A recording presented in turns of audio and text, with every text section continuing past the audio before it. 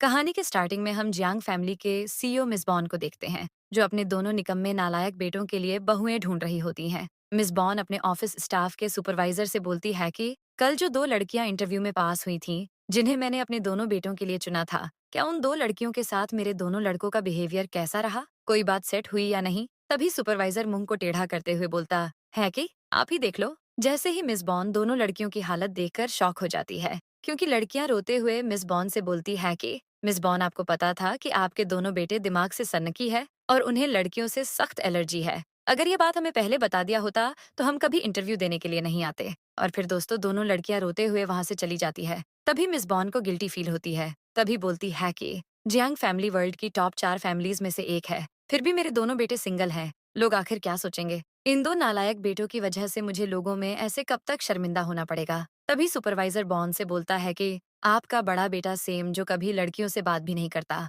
और लड़कियों को कभी टच भी नहीं करता, वही दूसरी ओर आपका छोटा बेटा टॉम, जो अपने बड़े भाई सेम से बिल्कुल अपोजिट है। क्योंकि टॉम पूरा दिन दोस्तों के साथ डांस क्लब में टाइम स्पेंड करना और लड़कियों के साथ छर्रे उड़ाता रहता है। उसकी हरकतें ऐसी हैं कि शायद ही कोई लड़की उसे संभाल सकती है। ये सारी बात सुनकर मिस बॉन्ड टेंशन में आकर बोलती है कि ऐसा कब तक चलेगा। हमारे जियांग फैमिली के पास करोड़ों की प्रॉपर्टी है, कभी ना कभी तो ये किसी को संभालना होगा। हे गॉड, कुछ भी करके ऐसी चालाक बहुएं भेजो जो मेरे दोनों नालायक बेटों को सबक सिखाकर उनके साथ घर बसाए और ये सारी प्रॉपर्टी को संभाले। दोस्तों तभी दूसरी तरफ हम देखते हैं कि ड्रामा की फीमेल लीड, जो अनाथ बच्चों का गुजारा चलाने के लिए स्टेज पर फाइटिंग परफॉर्मेंस दिखा रही होती है, जिसका नाम दोस्तों मिस सोम्या है। तभी जैसे ही प्रोग्राम खत्म होता है, उसकी छोटी बहन, जिसका नाम लियो है, जो वहां देखने आए सभी लोगों से बोलती है कि मेरी बड़ी बहन ने कमाल का परफॉर्मेंस दिखाया है। और सारे लोग उस पल का मजा ले रहे होते हैं। तभी उन दोनों बहनों पर मिस बॉन की नजर पड़ती है। उन दोनों बहनों को देखकर मिस बॉन के दिल में लड्डू फूटने लगते हैं।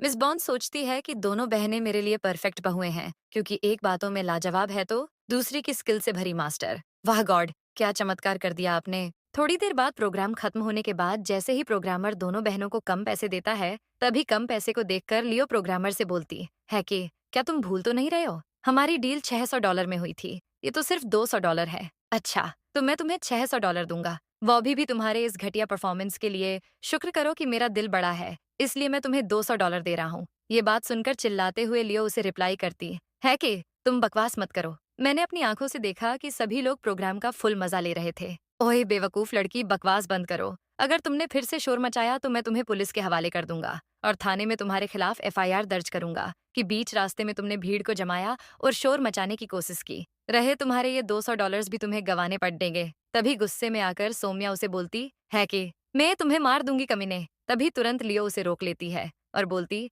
है कि बहन, ऐसे घटिया किस्म के आदमी के मुंह लगने से अच्छा है हम यहाँ से चले जाए। इसे तो गॉड देख लेगा। साले कुत्ते, तुम्हें तो कीड़े पड़ेंगे। तुम्हारी शादी हुई तो तुम्हारे बच्चे गंजे पैदा हो, तुम्हारी बीवी किसी और साथ भाग जाए, तुम जिंदगी भर के लिए रंडवा हो जाओ। सीन शिफ्ट होता है जब दोनों बहनें एक मुरझाए हुए फूल की तरह होती हैं। दोनों बहनें सोचती हैं कि जब भी हम कुछ कमाने की कोशिश कर रहे हैं, तभी कोई ना कोई प्रॉब्लम हमें नीचे घसीटने में लगी है। सोम्या लियो से बोलती है कि लेकिन मैं हार नहीं मानने वाली हूँ, लेकिन मुझे तो अभी कोई रास्ता नजर नहीं आ रहा है। अब हम अनाथ बच्चों को कैसे संभाल पाएंगे। तभी सोम्या और लियो को अनाथ आश्रम से बच्चों का मैसेज आता है, दीदी क्या तुम हमारे लिए खिलौने लेकर आओगी ना। तभी लियो बोलती है कि अब आश्रम में पैसे की जरूरत है, अगर हमने कुछ नहीं किया तो बच्चे भूखे रहेंगे। तभी सोम्या लियो को हौसला देते हुए बोलती है कि तुम फिक्र मत करो, हमारे पास जो बाइक और कुछ घर में पड़े बर्तन है उसे हम बेच देंगे, तब तक हमें कोई ना कोई काम मिल ही जाएगा। उसी समय पर सामने से मिस बॉन आती हैं और उन दोनों बहनों से बोलती है कि मेरे प्यारे बच्चों,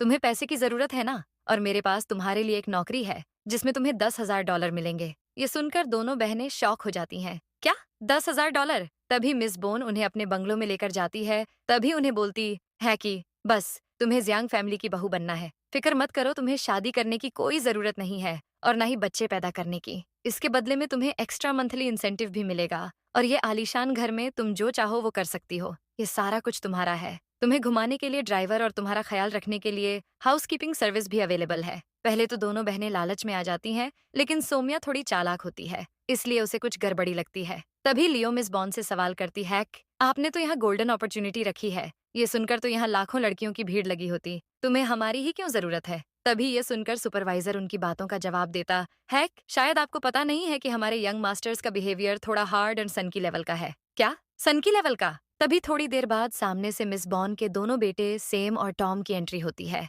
जैसे ही सोम्या की नजर टॉम पर पड़ती है, वो उसे घूरने लगती है और दूसरी तरफ लियो टॉम के बड़े भाई सेम को देखकर इम्प्रेस हो जाती है, जैसे कि उसे उसका सपनों का राजा मिल गया हो। जैसे ही दोनों भाई उनके सामने खड़े होते हैं, तभी टॉम मिस बॉन से बोलता है कि माँ, क्या तुमने अभी तक हार नहीं मानी? फिर से सेल्फिश लड़कियों को लेकर आई हो? तभी टॉम की बातें सुनकर सोम्या स्ट्रांगली उसे रिप्लाई करती, एके, तुमने किसे सेल्फिश कहा? तभी लियो की नजर सेम पर पड़ती है जो उसे घूर रहा होता है। लियो मन ही मन सोचती है कि इसकी आंखें डरावनी लग रही हैं। तभी मिस बॉन्ड टॉम पर चिल्लाती है कि नालायक बदमाश, अपनी जुबान पर लगाम दो। मैंने दोनों प्यारी लड़कियों को मेरी बहू के रूप में चुना है ताकि वो तुम दोनों को संभाल कर तुम्हारा साथ दें। माँ की बात सुनकर लियो बोलती है कि मिस बॉन्ड, तुम्हें लगता है कि हम मिडिल क्लास बहनें बड़े घर के बेटों को संभाल पाएंगी? वैसे भी ये काम कुत्ता भी नहीं करना चाहेगा। मिस बॉन्ड, आप इस काम के लिए किसी और को ढूंढ लेना। जैसे ही दोनों बहनें वहां से जाने वाली होती हैं, तभी मिस बॉन उन्हें $1 लाख का लालच देती है। ये सुनकर दोनों रुक जाती हैं।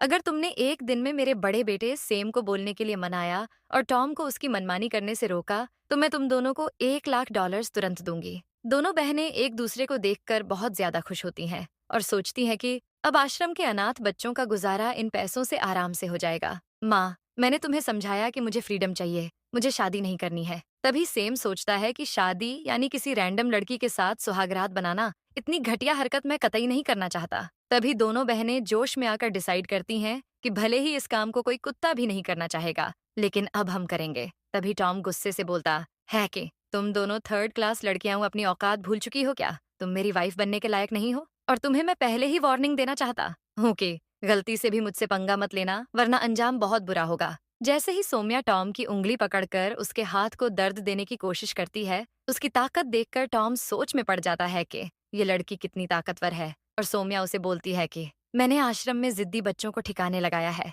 इसलिए मेरे सामने तुम्हारी नौटंकी चलने वाली नहीं है। माँ, डोंट वरी, वो सुधर जाएगा। उन दोनों को देखकर माँ को खुशी होती है। तभी लियो भी मौके पर चौका लगाने की कोशिश करती है। लियो सेम से बोलती है कि तुम गूंगे हो क्या? तुम्हारा मुंह क्यों बंद है? क्या तुम मेरे से शादी करने के लिए तैयार हो? तभी उसकी हरकतें देखकर सेम सोचता है कि बेशर्म लड़की, तुम्हारे साथ कौन शादी करना चाहता है? उसे चुप देखकर लियो उसे बोलती है कि कोई नहीं, तुम ऐसे ही गूंगे की तरह चुप रहना, तुम्हारे मुंह से कैसे आवाज निकालनी है मैं अच्छे से जानती हूँ। तभी मिस बॉन मन ही मन खुश होती है कि ये दोनों लड़कियां मेरे बेटों के लिए परफेक्ट हैं। सीन शिफ्ट होता है जब हम देखते हैं कि टॉम अपने दोस्तों के साथ गिटार बजाने के लिए म्यूजिक क्लब जा रहा होता है। तभी सामने से उसकी सोम्या आकर उसे बोलती है कि तुम्हें कहीं जाने की जरूरत नहीं है। अगर तुमने आज जाने की कोशिश की तो मैं तुम्हें मार मार के सीधा कर दूंगी। ये बातें सुनकर टॉम के दोस्त हंसने लगते हैं और टॉम उसे बोलता है कि तुम पहली लड़की हो जिसने मेरे साथ इस तरह से बात करने की हिम्मत की, बस इसलिए कि तुम एक लड़की हो और मैं तुम्हारे साथ कुछ नहीं कर सकता। टॉम, क्या तुम्हें तुम्हारे माँ बाप ने संस्कार नहीं दिए? किसी और को उंगली दिखाकर बात नहीं करनी चाहिए। टॉम जानबूझकर उसे फिर से चिढ़ाने की कोशिश करता है। तभी सोम्या उसे वार्निंग देती है कि मैं सिर्फ 3 तक काउंट करूंगी, तब तक तुमने तुम्हारी उंगली को नहीं हटाया तो मैं तुम्हारा हाथ खाना खाने के लायक नहीं रखूंगी। 1, 2, 3। और फिर डायरेक्ट सोम्या उसके मर्दानगी को हेट करने की कोशिश करती है। तभी टॉम उसे बोलता है कि तुम लड़की के नाम पर एक गुंडी हो। तुम एक बार अपने आप को देखो, किस एंगल से लड़की दिख रही हो। तुम चाहो कुछ भी कर लो, मैं आज म्यूजिक क्लब जाकर रहूंगा। अच्छा, तुम सिर्फ जाकर तो दिखाओ। तभी टॉम उसे रिप्लाई करता है कि तुम्हें क्या लगता है मैं इतने आसानी से डर जाऊंगा? और शायद तुम्हें पता नहीं कि मैं एक फाइटर मैन हूँ। दोस्तों, फिर टॉम उसे फाइटर स्टेप दिखाने की कोशिश करता है, लेकिन अफसोस कि उसे ठीक से गिटार भी पकड़ना नहीं आता है। ऐसा नहीं कि मैं तुमसे लड़ नहीं सकता, लेकिन सच्चाई ये है कि मैं असली मर्द हूँ जो कभी औरत से नहीं लड़ता। समझी ना? कोई ना, फिर भी मेरे पास तुम्हारे लिए एक आइडिया है। अगर तुम विनर होती हो तो मैं तुम्हारे साथ शादी करने के लिए तैयार हो जाऊंगा। अगर तुम हार गई तो तुम्हें यहाँ से हमेशा के लिए निकल जाना पड़ेगा। चलो दोस्तों, थोड़ा सा सोम्या की सिस्टर लियो पर भी ध्यान देते हैं। तभी हम देखते हैं कि सुपरवाइजर उसे सेम के रूम के पास लेकर जाता है, लेकिन तभी दरवाजा बंद होने की वजह से सुपरवाइजर उसे बोलता है कि बड़े मालिक को पढ़ाई के समय कोई डिस्टर्ब करता है तो उन्हें बहुत गुस्सा आता है। बिना इजाजत के जाने की अनुमति किसी की नहीं है। तभी बिना कोई सोचे समझे लियो दरवाजा खटखटाने लगती है। तभी उसे ऐसे देखकर सुपरवाइजर फटाक से कलट्टी मार लेता है। लियो अपनी पूरी कोशिश करती है सेम को मनाने की, लेकिन सेम उसे नजरअंदाज करने की कोशिश करता है। जब लियो हद से ज्यादा पागलपन करना शुरू करती है, उसकी हरकतों से तंग आकर सेम अपने कानों में ईयरफोन्स डाल लेता है। तब लियो समझ जाती है कि वो उसे जानबूझकर इग्नोर कर रहा है, इसलिए वो दरवाजा खोलने की दूसरी प्लानिंग में लग जाती है। फिर से सीन फॉरवर्ड होता है टॉम की तरफ, जो सोम्या से बोलता है कि अगर तुम्हें शर्त मंजूर है तो तुम्हें मुझे गिटार बजाने में हराना होगा और तुम्हें शायद सुनकर अफसोस होगा कि मैं 15 सालों से गिटार बजा रहा हूँ। तभी उनकी बातें मिस बॉन्ड सुन रही होती हैं और उसे पछतावा होता है कि अगर सौम्या हार गई तो क्या होगा, और सोचती है कि दोनों बहनें वैसे भी अनाथ आश्रम से आई हैं, पता नहीं उन्होंने कभी कुछ सीखा होगा या नहीं। ऐसे तो मेरी प्यारी बहू हार जाएगी। तभी वहां ठहरे टॉम के दोस्त बोलते हैं कि पहले गिटार बजाएगा कौन। टॉम सौम्या से बोलता है कि तुम डरो मत, मैं तुम्हें बजाने का मौका देता हूँ। वैसे भी तुमने इसे अच्छे से बजा लिया तो मैं अपनी हार मान लूंगा। तभी हंसते हुए सौम्या उसे बोलती है कि मुझे तुमसे ये उम्मीद नहीं थी टॉम। वैसे तुम इतने खड़ूस तो नहीं हो, फिर भी अगर तुम हार जाते हो तो मेरे पास रोते हुए आना मत। जैसे ही सौम्या गिटार बजाने के लिए आगे बढ़ती है, तब टॉम के दोस्त उसे देखकर हंसने लगते हैं। लेकिन जैसे ही थोड़ी देर होती है, सौम्या का गिटार कुछ मास्टर लेवल बजाना स्टार्ट हो जाता है और फिर टॉम भी उसके म्यूजिक पर झूमने लगता है। टॉम सौम्या को बजाते हुए देखकर मन ही मन सोचता है कि ये कितनी क्यूट लग रही है, सच में ये दूसरी लड़कियों से बिल्कुल भी अलग है। तभी टॉम के दोस्त उसे पीछे से चिल्लाता है कि भाई टॉम, तुम हारने वाले हो। जैसे ही म्यूजिक खत्म होता है, शर्त के मुताबिक टॉम शादी करने के लिए तैयार हो जाता है। ये सब देखकर मिस बॉन्ड खुशी से झूमने लगती है और गॉड का शुक्रिया अदा करती है कि उसे सौम्या जैसी जीनियस बहू मिली जिसने उनके छोटे शैतान को सुधार दिया। तभी दूसरी तरफ हम देखते हैं कि लियो हथौड़ा हाथ में लिए सोचती है कि मेरे प्यारे पति, मैंने तुम्हें दरवाजा खोलने के लिए तुम्हें बहुत उकसाया, लेकिन तुमने मुझे नजरअंदाज कर दिया। अब सीधे उंगली से तेल नहीं निकलने वाला, मैं उंगली टेढ़ी करने जा रही हूँ। तब लियो दरवाजे का लॉक तोड़ देती है। अचानक से लियो को ऐसे हाथ में हथौड़ा लेकर देखते हुए सेम सोचता है कि क्या स्टूपिड गर्ल है, इसमें बिल्कुल भी कॉमन सेंस नहीं है। तभी लियो उसे बोलती है, तुम ऐसे अंधेरे में अच्छे नहीं लगते हो, तुम्हें या तो उजाले में रहो या फिर मेरे से बात करो। तभी बिना कोई रिस्पॉन्स दिए सेम उसे रूम से बाहर जाने के लिए इशारा करता है। उसे ऐसे देखकर लियो बोलती है कि किस किस्म के लड़के हो तुमसे तो अच्छा है मैं गली के कुत्ते से शादी कर लूं। कम से कम उसके मुंह से भौंकने की तो आवाज सुनाई देगी। फिर थोड़ी देर बाद सोचती है, कहीं ऐसा तो नहीं कि तुम्हारा हथियार ही काम ना करता हो। तब उसे ऐसे हरकतें करते हुए देखकर सेम सोचता है कि क्या थर्ड क्लास लड़की है। फाइनली वो थोड़ी देर बाद उसे बोलता है कि मुझे परेशान करना बंद करो प्लीज, यहाँ से चली जाओ। मैं शादी नहीं करना चाहता, मुझे औरतों से एलर्जी है। ये सुनकर लियो बोलती है कि क्या सच में ऐसी कोई बात है, लेकिन अगर मैं तुम्हें टच करूंगी तो तुम्हें मुझसे शादी करनी पड़ेगी। और फिर उसके फेस को जबरदस्ती सहलाने लगती है और बोलती है कि मुझे तो नहीं लगता तुम्हें कोई एलर्जी है। तभी सेम फील करता है कि कोई लड़की उसे टच करती है तो उसे तुरंत पीटी का रिएक्शन होता है, लेकिन इस बार लियो के छूने से उसे ऐसा कुछ भी नहीं हुआ। तभी रूम के बाहर फिर से मिस बॉन लियो और सेम पर निगरानी रख रही होती हैं और मन ही मन फिर से खुशी से सोचती हैं कि दोनों बहनें एकदम परफेक्ट हैं मेरे नालायक बेटों के लिए। मैंने सही चुना है बहू के रूप में इन्हें। सीन शिफ्ट होता है जहां हम देखते हैं कि लियो और सौम्या दोनों भी एक दूसरे को शादी की बधाई दे रही होती हैं। दूसरी तरफ दोनों भाई साथ में होते हैं जब सेम टॉम से बोलता है कि लियो एक नंबर की चालू लड़की है, मैं पहली बार किसी लड़की के बहकावे में आ गया, इसलिए मुझे वादे के मुताबिक उसे शादी करनी पड़ेगी। ये सुनकर टॉम उसे रिप्लाई करता है कि मुझे भी उस पागल सौम्या ने अपने जाल में फंसा लिया, वरना मैं कभी शादी नहीं करने वाला था। सीन सीधा मैरिज ब्यूरो में दिखाया जाता है जहां उन लोगों की शादी हो जाती है।